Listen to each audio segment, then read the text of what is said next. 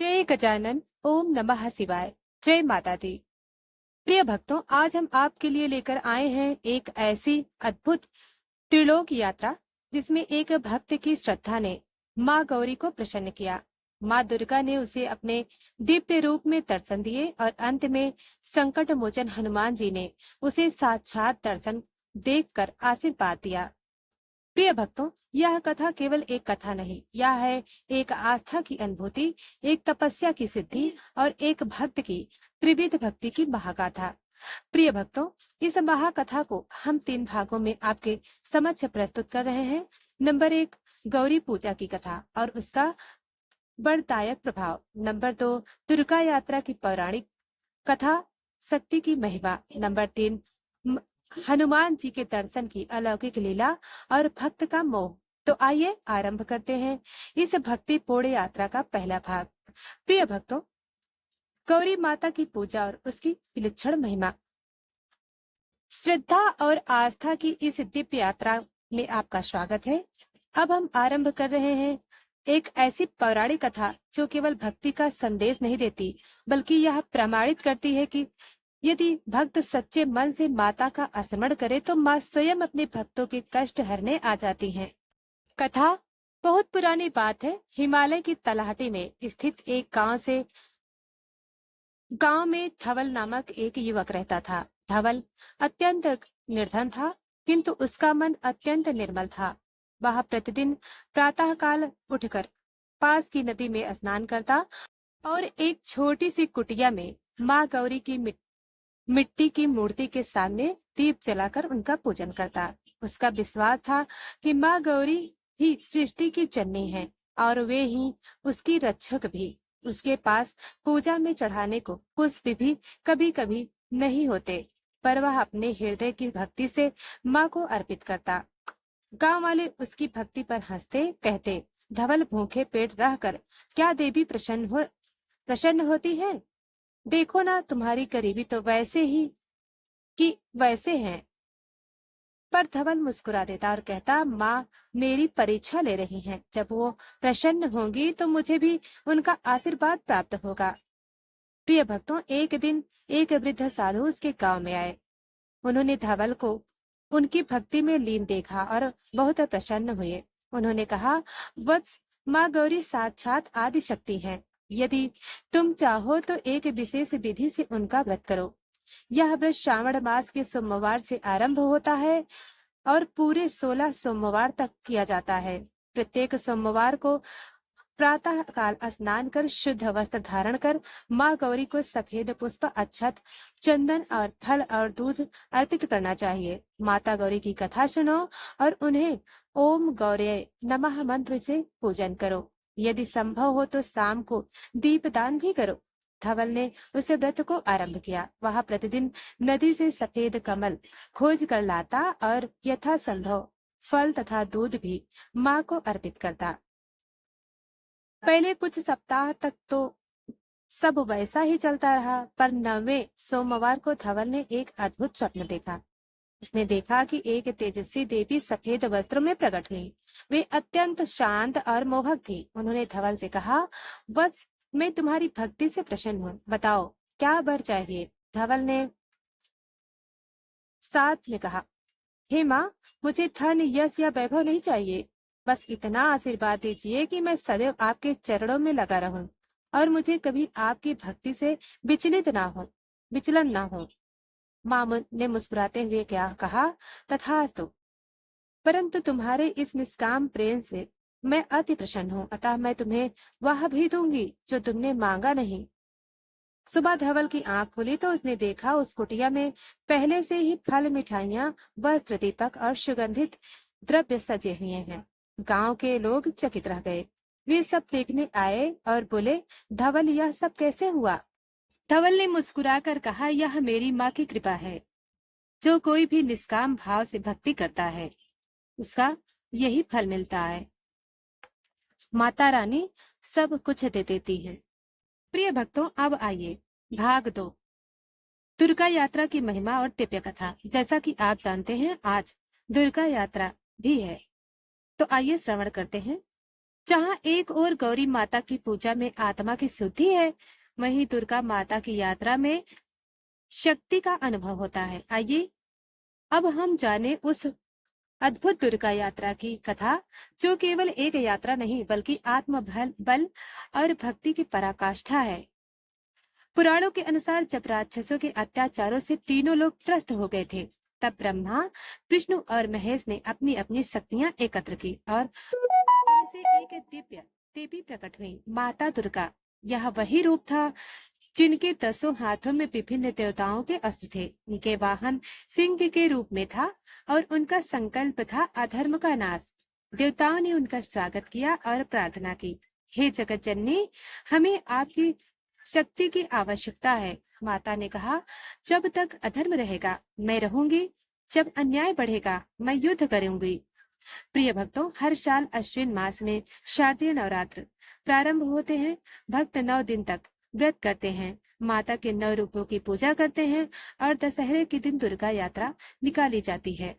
यह यात्रा गांव गांव में निकलती है, ढोल नगाड़े बजते हैं, महिलाएं कलश लेकर नृत्य करती हैं और माता दुर्गा की प्रतिमा को सजे हुए रथ में बिठाया जाता है। मंत्रोच्चारण गूंजता है, या देवी सर्वभूतेषु शक्ति रूपेण संस्थिता, नमस्तस्यै नमस्तस्यै नमस्तस्यै नमो नमः। एक विशेष गांव में, जिसका नाम था विजयपुर, वहां की दुर्गा यात्रा अत्यंत प्रसिद्ध थी। माना जाता है कि स्वयं माँ दुर्गा वहां की यात्रा में सम्मिलित होती हैं। विजयपुर गांव में एक निर्धन स्त्री थी, सावित्री। उसका पति कई वर्षों से बीमार था। डॉक्टर और वैद्य सब थक गए थे। एक दिन उसने सुना कि दुर्गा यात्रा में सम्मिलित होने से मनोकामनाएं पूर्ण होती हैं। वह माता के रथ के साथ साथ कई किलोमीटर नंगे पांव चली। रथ जहाँ रुकता, वह वहीं दीप जलाकर प्रार्थना करती, हे माँ देवी, सेवा स्वीकारो, मेरे पति को जीवन दो। दशहरे की रात जब रथ अंतिम पड़ाव पर पहुंचा, सावित्री मूर्छित होकर गिर पड़ी। लोगों ने दुर्गा माँ दुर्गा की मूर्ति की आंखों से आंसू बह रहे थे। रात में गांव के पंडित ने स्वप्न देखा, सावित्री की तपस्या सफल हुई, उसके पति को जीवन मिलेगा। सुबह जैसे ही यात्रा समाप्त हुई, घर पहुंचते ही सावित्री ने देखा कि उसका पति ठीक होकर बैठ गया। उसकी तबीयत ठीक हो चुकी थी। यह देखकर पूरा गांव भाव विभोर उठा। प्रिय भक्तों, दुर्गा यात्रा केवल धार्मिक यात्रा नहीं, सामाजिक उत्सव भी है। यह महिलाओं को आत्मबल देती है, युवाओं की मर्यादा सिखाती है और पूरे समाज को एक सूत्र में बांध कर रखती है। प्रिय भक्तों, इस यात्रा में ढोल बजाना, ढाल की थाप, सिंदूर खेला, कन्याओं को भोजन कराना और माँ की जयकारी, ये सब भावनात्मक ऊर्जा से भर देते हैं। यह वह यात्रा है जो आत्मा को जागृत करती है। माता का वाहन सिंह के प्रतीक प्रतीक है, साहस का, और माँ का त्रिशूल अन्याय के विरुद्ध धर्म का शस्त्र है। प्रिय भक्तों, स्कंद पुराण, मार्कंडेय पुराण और देवी भागवत में दुर्गा यात्रा को कई बार वर्णन आता है। स्कंद पुराण में लिखा गया है, जो भक्त दुर्गा यात्रा में सम्मिलित होता है वह समस्त पापों से मुक्त हो जाता है। मार्कंडेय पुराण की देवी महात्म्य में कथा में कहा गया है कि देवी की सवारी निकालना, उनका स्वागत करना और यात्रा के अंत में उन्हें विदा देना, यह सब त्रिलोकी को संतुलन में लाता है। प्रिय भक्तों, दुर्गा यात्रा में जब प्रतिमा विसर्जन की ओर जाती है तो भक्तों की आंखों में आंसू होते हैं, पर साथ ही एक विश्वास भी होता है कि माँ वर्ष भर हमारे साथ रहेंगी, शक्ति देंगी, रक्षा करेंगी और अगली नवरात्रि में पुनः लौटेंगी। प्रिय भक्तों, अब आइए श्रवण करते हैं हनुमान दर्शन की अलौकिक कथा। जिस तरह शक्ति का अनुभव दुर्गा यात्रा में होता है, उसी तरह भक्ति और समर्पण का अद्भुत दृश्य हनुमान दर्शन में प्रकट होता है। प्रिय भक्तों, अगले अब आइए श्रवण करते हैं देवी दुर्गा की यात्रा, विजय और जन कल्याण की महागाथा।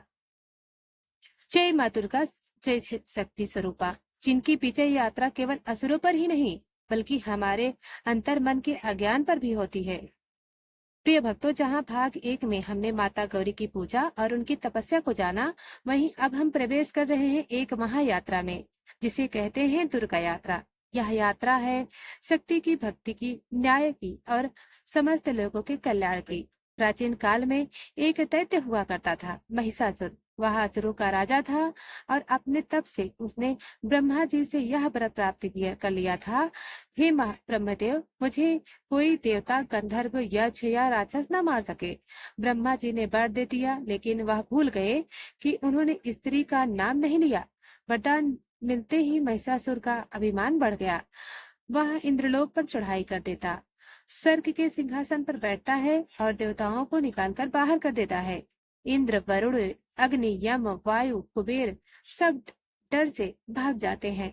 वे ब्रह्मा, विष्णु और महेश के पास जाकर प्रार्थना करते हैं। जब ब्रह्मा, विष्णु और महेश ने देखा कि अब स्वर्ग संकट में है और कोई मार्ग नहीं बचा, तब उन्होंने अपनी अपनी तेजस्वी शक्तियों को एकत्रित किया। उनकी आंखों से, भौं से, हाथों से, हृदय से और आत्मा से तेज निकलने लगा। वह तेज एकत्र होकर एक दिव्य रूप लेने लगा और उस तेज से प्रकट हुई देवी दुर्गा। उनकी 10 भुजाएं थीं। हर भुजा में एक शस्त्र था। त्रिशूल, चक्र, गदा, खंडक, धनुष, बाण, तलवार, घंटा, शंख और कमल। देवताओं ने अपने अपने दिव्य अस्त्र माता को भेंट किए। उनका वाहन बना सिंह, जो स्वयं शक्ति का प्रतीक था। प्रिय भक्तों, माता दुर्गा ने सिंह पर सवार होकर युद्ध का आह्वान किया। स्वर्ग, पृथ्वी और पाताल में शक्ति की गूंज फैल गई। लोगों ने अपने घरों को सजाया, लाल पताकाएं लहराई और माता की विजय के लिए भजन गाने लगे। यह यात्रा केवल युद्ध के लिए नहीं थी, यह थी लोक कल्याण की यात्रा। जहाँ जहाँ माता जाती हैं, वहाँ वहाँ भय, दुख और अधर्म का अंत हो जाता है। प्रिय भक्तों, महिषासुर ने जब माता के आगमन की खबर सुनी तो उसने अपने सेनापतियों को भेजा। टिछुर आया, पर माता के एक बार से नष्ट हो गया। चामर आया, पर माता के त्रिशूल से समाप्त हुआ। उद्रक और असिल दोनों माता की भुजाओं से कुचल दिए गए। हर चरण में माता दुर्गा की जय जयकार होती रही। प्रिय भक्तों, अंत में स्वयं महिषासुर युद्ध भूमि में आया। वह कभी भैंसे का रूप लेता, कभी हाथी बनता, कभी मनुष्य, पर माता दुर्गा ने अपनी चतुरता से उसे जमीन पर पटक दिया। उन्होंने अपने त्रिशूल से महिषासुर के हृदय को भेद दिया। धरती कांप उठी, स्वर्ग से पुष्प की वर्षा होने लगी। देवताओं ने जय माँ दुर्गा के उद्घोष किए। प्रिय भक्तों, इस यात्रा के बाद माता दुर्गा ने कहा, जहाँ जहाँ मेरे इस यथार्थ स्वरूप की कथा कही जाएगी, वहाँ वहाँ मैं स्वयं उपस्थित रहूंगी। जो श्रद्धा से मेरी पूजा करेगा, उसके जीवन में कभी संकट टिक नहीं सकेगा। यही कारण है कि नवरात्रि में हर वर्ष हम दुर्गा यात्रा और नौ रूपों की पूजा करते हैं। प्रिय भक्तों, आज भी बंगाल, उड़ीसा, असम, नेपाल और भारत के कोने कोने में दुर्गा माता यात्रा निकाली जाती है। लाल और पीले रंग की साड़ियां, माथे पर बड़ी बिंदी, ढोल नगाड़े, शंख और देवी की प्रतिमा, ये सब मिलकर बनते हैं एक दिव्य उत्सव। यह यात्रा केवल शक्ति की नहीं, यह नारी सम्मान, सामूहिक एकता और धार्मिक चेतना की भी यात्रा है। प्रिय भक्तों, यह महाकथा केवल इतिहास नहीं, यह अंतर्मन की यात्रा है। महिषासुर हमारे भीतर का अहंकार है, चामर और चिछुर हमारे दोष और क्रोध हैं, और माता दुर्गा है हमारी आत्मिक शक्ति और विवेक। जब हम अपने भीतर शक्ति को जागृत करते हैं, तभी वास्तविक विजय यात्रा पर निकलते हैं। प्रिय भक्तों, माँ दुर्गा ने जब विदा ली तो उन्होंने कहा, जब जब अधर्म बढ़ेगा मैं लौटूंगी। जब भी कोई नारी अपमानित होगी, मैं वहां उपस्थित होंगी। यह सुनकर लोग भाव विभोर हो गए। माँ दुर्गा ने लोगों को प्रेम, करुणा और शक्ति का संदेश दिया और हिमालय की ओर चली। प्रिय भक्तों, आज भी माँ दुर्गा की यात्रा हमें यह सिखाती है, धैर्य और शक्ति दोनों आवश्यक है। सौंदर्य में भी शक्ति छिपी होती है। हर स्त्री में एक दुर्गा छिपी होती है, उसे पहचानो। प्रिय भक्तों, आत्म शक्ति के जागरण का समय होते हैं। प्रिय भक्तों, अब जानते हैं दुर्गा यात्रा की आरंभिक तैयारियां और अगला रहस्य। गौशाला के किनारे बैठी कौशल्या देवी का ध्यान माँ गौरी की आज्ञा पर केंद्रित था। वह जान चुकी थी कि यह कोई साधारण यात्रा नहीं, बल्कि आत्मिक मोक्ष का मार्ग है। उसने अपनी झोपड़ी को साफ किया, मिट्टी से बने दीप जलाए और नौ दुर्गा के 9 नामों का पाठ करना शुरू किया। शैलपुत्री, ब्रह्मचारिणी, चंद्रघंटा, कुसुमांडा, स्कंद माता, कात्यायनी, कालरात्रि, महागौरी, सिद्धदात्री। यात्रा के दिन वह व्रत धारण कर एक मिट्टी की शिवलिंग बनाकर उसकी पूजा करती हैं और देवी से प्रार्थना करती हैं, हे माँ, मेरा मार्गदर्शन कीजिए, मुझे उस यात्रा पर ले चलिए जहाँ मुझे सत्य, धर्म और आत्मज्ञान का ज्ञान की प्राप्ति हो। तीसरे दिन सुबह जैसे ही कौशल्या ने अपने दरवाजे पर दीपक जलाया, एक वृद्ध साधु वहां आए। जटाजूटधारी, भस्म रमाए हुए, कमंडलू और रुद्राक्षधारी साधु बोले, हे माता, देवी ने मुझे भेजा है, तुम्हें यह वह यात्रा करनी है जहाँ संसार के सारे बंधनों से मुक्ति मिलती है। यह दुर्गा यात्रा है जो शारीरिक नहीं आत्मिक होती है। कौशल्या ने चरण स्पर्श कर आशीर्वाद लिया। साधु बोले, तुम्हें एक बानर मिलेगा जो तुम्हें यात्रा के दूसरे चरण में मार्ग दिखाएगा। अगले दिन कौशल्या जब पहाड़ की तलहटी पर पहुंची तो सामने एक विशाल पीपल का वृक्ष था। अचानक वायु में हलचल हुई और एक दिव्य आकृति प्रकट हुई, हनुमान जी। वे अत्यंत तेजस्वी थे, लेकिन उनका रूप सौम्य। उन्होंने कौशल्या को देखकर मुस्कुराते हुए कहा, माता, मुझे तुम्हारी सेवा का आदर्श मिला है। माँ गौरी ने तुम्हें चुना है। अब तुम्हें उनके 108 रूपों की यात्रा करनी है। हनुमान जी कौशल्या को एक दिव्य ध्यानमय स्थिति में ले जाते हैं, जहाँ वह एक के बाद एक 108 रूपों को देवी को देखती है। काली जो बंधनों को काटती है, भवानी जो आश्रय देती है, भुवनेश्वरी जो ब्रह्मांड की अधिष्ठात्री है, तारा जो ज्ञान देती है, अनेक ऐसे रूपों जो संसार के प्रत्येक संकट का समाधान है। कौशल्या का मन अब पूर्ण रूप से निर्मल हो चुका था। वह इस यात्रा को केवल एक चमत्कार नहीं, एक तपस्या के रूप में अनुभव करने लगी। हनुमान जी ने कहा, माँ की कृपा सच्चे हृदय वाले को मिलती है, परंतु वह व्यक्ति जो साहस और श्रद्धा से परीक्षा पार कर लेता है, वही परम फल का अधिकारी होता है। कौशल्या को अब अनेक विपत्तियों से गुजरना पड़ा। भूख और प्यास, रात्रि भ्रम और भय, साधना के समय भ्रमित करने वाली मायावी शक्तियां, लेकिन हर बार वह माँ दुर्गा के नाम का जाप करती रही। ओम ऐं ह्रीं क्लीं चामुंडा विच्चय नमः। प्रिय भक्तों, गौरी मंत्र की सिद्धि और आत्मदर्शन। 21 दिन की साधना के बाद कौशल्या को एक दिव्य स्वप्न हुआ। माँ गौरी ने स्वयं दर्शन देकर कहा, तुमने कठिन तप किया है, अब तुम्हारा जीवन केवल तुम्हारा नहीं, वह लाखों लोगों को प्रेरणा देगा। हनुमान जी बोले, अब तुम तैयार हो अंतिम यात्रा के लिए, देवी के साक्षात दर्शन और सेवा हेतु। प्रिय भक्तों, सुमेधा ने चौथे दिन गंगा जल से माता गौरी का अभिषेक किया और वट वृक्ष के नीचे बैठकर ध्यानस्थ हुई, तो उनकी समाधि इतनी तीव्र हो चुकी कि पूरे वन में एक दिव्य प्रकाश फैल गया। सब ऋषि जो वन में विचलित कर रहे थे, इस अलौकिक प्रकाश को देखकर उनके समीप आए। उन्होंने सुमेधा से पूछा, हे कन्या, तुम कौन हो और किस लक्ष्य से यह कठिन व्रत कर रही हो? सुमेधा ने विनम्रता से उन्हें सब कुछ बताया। सप्त ऋषियों ने उसे आशीर्वाद दिया और कहा, तेरा व्रत सिद्ध हो चुका है, माता गौरी आज तुझ पर प्रसन्न होंगी। और सच में सूर्यास्त के समय एक अद्भुत प्रकाश पुंज प्रकट हुआ। गौरी माता स्वयं प्रकट हुई, उनके चरणों में सुमेधा गिर पड़ी और आंखों से अश्रु बहने लगे। माता बोली, बेटी, तेरा तप सफल हुआ। तू जिस भी व्रत की कामना करती है, वह तुझे अवश्य मिलेगा। सुमेधा ने कहा, माते, मैं ऐसा व्रत चाहती हूँ जो धर्मनिष्ठ हो, प्रजा का रक्षक हो, मेरे प्रेम को सम्मान दे। माता ने आशीर्वाद दिया, तू राजा ध्रुवसेन की पत्नी बनेगी, जो अभी नगर से बाहर तपस्यारत है। तेरी भक्ति और तप से वह भी आकर्षित होगा।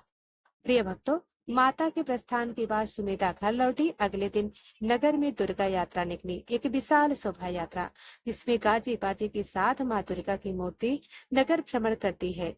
राजा ध्रुवसेन भी उस दिन विशेष रूप से उपस्थित थे। उन्होंने पहली बार सुमेधा को देखा और उसकी तेजस्विता को मोहित हो गए। उन्होंने तुरंत अपने गुरु को बुलाकर सुमेधा का परिचय कराया। राजा बोले, हे गुरुजन, यह कन्या कौन है? इसके मुख पर दिव्यता है जैसे ही यह स्वयं देवी हो। गुरु ने बताया कि यह कन्या है जिसने नगर की रक्षा के लिए गौरी व्रत किया है, जिसके कारण नगर पर आया संकट टल गया। राजा ने निश्चय किया, मैं इसी कन्या को अपनी पत्नी बनाऊंगा, क्योंकि यह सच्चे धर्म और प्रेम की मूर्ति है। कुछ ही दिनों में विवाह हुआ। सारा नगर उत्सव में डूब गया। विवाह के समय नगर में वर्षा हुई, आकाश से पुष्प वृष्टि हुई और दुर्गा मंदिर में शंख और घंटियों की अनाहत ध्वनि गूंजने लगी। एक दिन विवाह के कुछ महीनों बाद सुमेधा और राजा एक तीर्थ यात्रा पर निकले। राजा के दौरान वे एक छोटे वन में ठहरे, जहाँ एक बहुत पुराना टूटा फूटा हनुमान मंदिर था। वहां के साधु ने बताया, इस मंदिर में जो सच्चे हृदय से दर्शन करता है उसे श्री हनुमान जी साक्षात दर्शन देते हैं। राजा और रानी ने वही व्रत आरंभ किया। 5 दिन का उपवास, ब्रह्मचर्य और हनुमान चालीसा का पाठ। 5वें दिन भोर में सुबेदा को स्वप्न आया। एक तेजस्वी वानर स्वरूप पुरुष ने उसे आशीर्वाद दिया और कहा, तू जिसने माँ दुर्गा को प्रसन्न किया, आज मैं तुझसे प्रसन्न हूँ। तेरे राज्य में संकट नहीं आएगा। जब वह जागी, मंदिर के पीछे के वृक्ष पर एक वानर आगे बैठा था और मंदिर के अंदर की मूर्ति से स्वयं तेल टपक रहा था, जो पहले कभी नहीं हुआ। साधु बोले, यह श्री हनुमान जी के साक्षात दर्शन है। धन्य हो रानी। राजा ध्रुसेन और रानी सुमेधा ने घर लौटकर नगर में भव्य गौरी पूजा, दुर्गा यात्रा और हनुमान चालीसा का महोत्सव आरंभ कराया, जो आज भी उस राज्य में प्रचलित है। उनके राज्य में कभी अकाल नहीं पड़ा, ना ही युद्ध हुआ। लोग कहते हैं कि यह माता गौरी, माँ दुर्गा और हनुमान जी की कृपा थी। प्रिय भक्तों, गौरी पूजा स्त्री का सौभाग्य और भक्ति दोनों बनाए रखने के लिए यह पूजन परम आवश्यक है। दुर्गा यात्रा यह केवल शोभा यात्रा नहीं, माँ की शक्ति को नगर भर में जागृत करने का माध्यम है। नंबर 3, हनुमान दर्शन। भक्ति की सच्ची भावना भगवान तक पहुंचती है, चाहे मंदिर टूटा हो या साधना कम हो। प्रिय भक्तों, यह थी दुर्गा यात्रा, गौरी पूजा, हनुमान दर्शन की कथा। वीडियो पसंद आए हो तो वीडियो को लाइक करके चैनल को सब्सक्राइब करें। धन्यवाद।